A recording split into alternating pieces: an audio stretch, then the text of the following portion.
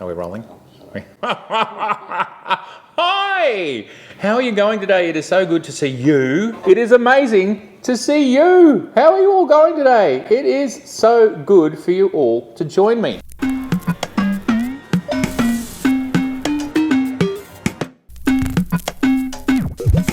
Wow. So, last week we had the live, not live test, which was lots of fun. And I would like to thank the, I don't know, where it's somewhere like 1,200 viewers who watched and gave me feedback on what happened with this experiment, with this test. So today I'm going to walk through some of the ideas and some of the implementations I'm going to bring from that test, because in the next week or two we are going to go live, not live. See what I did there? Okay, so let's start with the core camera body build. Within this small rig frame, we can use a Z6 or a Z7. It doesn't really matter. And it'll just depend on the day whether I want to have the 46 megapixels or the 24 megapixels. They are both very competent cameras. So that's the body.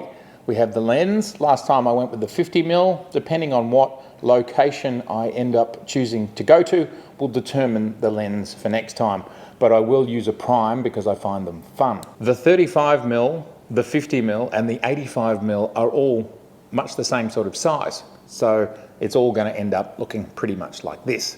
Now, of course, we have this arm over here, which is also small rig hardware with the jobby iPhone holder. Now, the iPhone, for those who are not 100% clear what the iPhone is for, that's actually for the live streaming part of the equation. This thing here, it live streams what I'm doing, this thing here, and this is where I'm actually capturing everything. The next little adaptation that I've made is a really subtle, minor one, but it's here with this handle. I've moved this handle from being in this position to moving it forward a little bit. Now, the reason I did that is this thing was actually, when I was shooting, it was up against my head and I couldn't even get into the eyepiece, and it was actually giving me a sore head, and you'll see that there's a red mark on my head. And having just done that then, I'll probably move it another couple of, maybe half a centimetre. It wasn't great when it was all the way back. It was very difficult to shoot. So that's another just small adjustment that came from actually doing this for real. One of the biggest pieces of feedback I got from several people was the image was not as stabilised as perhaps it could be. Now, that happened for a few reasons. One, the way the iPhone records internally versus the way that the YouTube live streaming software works is different. YouTube live streaming software allows you to tap a button on the screen and flip between front and back cameras, so you don't have to swing the camera around. Whereas with the Apple videoing software, just doing a video and recording it, it doesn't have that same option, to the best of my understanding. So instead of me just tapping a button to change sides, I was having to swing it around. So a lot of the movement will be removed just simply from that, but I thought I would experiment and see if I can break my arm by using this little thing here. It's tiny, it's not going to make much of a difference. You might have seen it in the background. This guy. Okay, so this is the Ronin S. Now, the Ronin S is a handheld gimbal, and I am going to attempt, for the very first time today, to mount all of this stuff on top of this, all the way up here. This will give us the ultimate in stabilisation. Not only will the Z be stabilised, but also the iPhone will be stabilised as well. So maybe we should just stick with camera one, and we'll do a little fast motion of me attaching this to the Ronin. Let's see how that goes.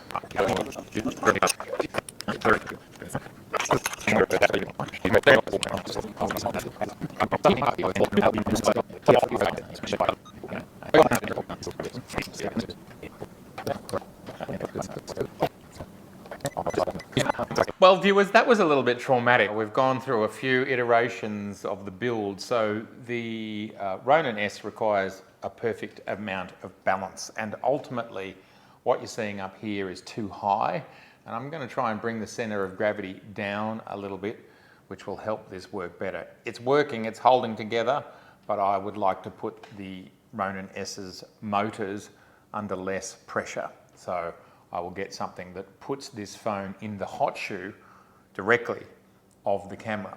So the only other last bit that I wanted to add is, of course, the sound. There it is there.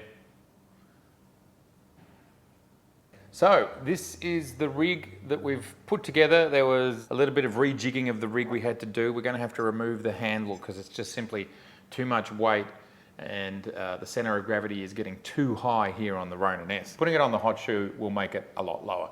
We've also up here added the sound. This is the Rode Wireless Go. So that's everything that we're going to have in the stabilized area. And then down here, I'll have to find a cable. When you're recording stills, you're only recording at 1080p. So I'll just get a standard HDMI cable to run from here, and we'll have the Atomos not stabilized because it doesn't need to be stabilized. Hopefully this does the trick. Now there's one extra curveball I want to throw into the mix. If we slip on over to the laptop, you'll see here the Insta160. It was just released at the start of this year.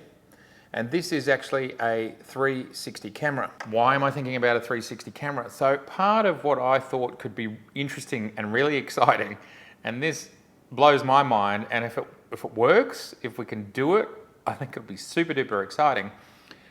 But these cameras, the Insta360, can stream in 360, and then you can choose the part of what I'm doing that you want to look at. I can either choose to use this camera and point it in one direction and then point it in another, and it'll just go pretty much anywhere, 360 degrees, anywhere.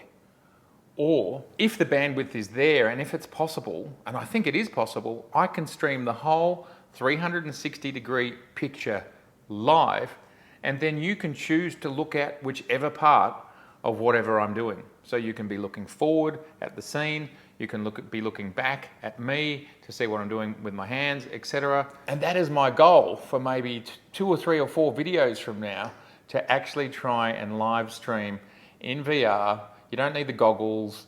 YouTube just allows you to pan around as I'm going the scene that I'm looking at. You'll be looking at exactly the whole world that I'm looking at. So you'll be able to say, hey Matt, something looks cool over there that I haven't even seen, because you're seeing in 360.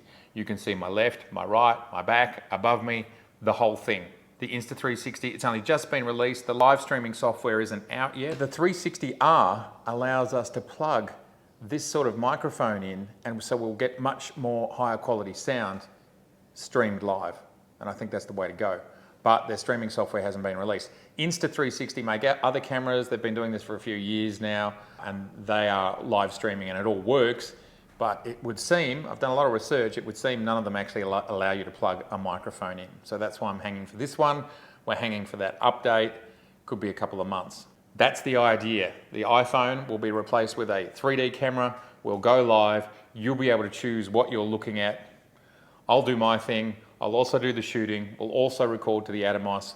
We will do the live part, so we'll be able to talk, you'll be able to see. We'll do all of that, and then I'll do a follow-up video, which is the behind the scenes of the Atomos, and we'll go through the pictures in Capture One. So we're going to go through the whole process from beginning to end. How, why, what. So what do you think? Is that a crazy idea? Do you like the idea? I'm pumped by the idea. I think it's crazy, and if I can actually pull all of this off, I think we're going to have so much fun together. Oh, and one little thing that I forgot. A member of our YouTube community here in Melbourne has done the nicest thing on the planet. Just last week, we were talking about one legendary Nikon lens, 50mm 1.2 f-mount lens. And I said, wow, I'd love to enjoy one of those and use one of those and see what they're like and have a play. And he said, do you want to borrow mine? And lo and behold, like too cool for school, here is this glorious, beautiful piece of glass. He brought it into the gallery. Just so excited to just have this legend of the Nikon range in my hand, an F1.2, to have a bit of a play with. So I look forward to sharing the 50mm 1.2 f-mount experience with you very soon. And thank you again so much for letting me play with your lens. It's awesome. bugger all that normal stuff that I end with. I just want you to tell me whether you think that's going to be fun and good, and if you like it, subscribe, and if you like it, like, and please, in the comments, tell me what you think about this craziness.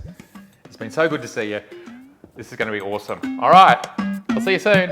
Bye for now.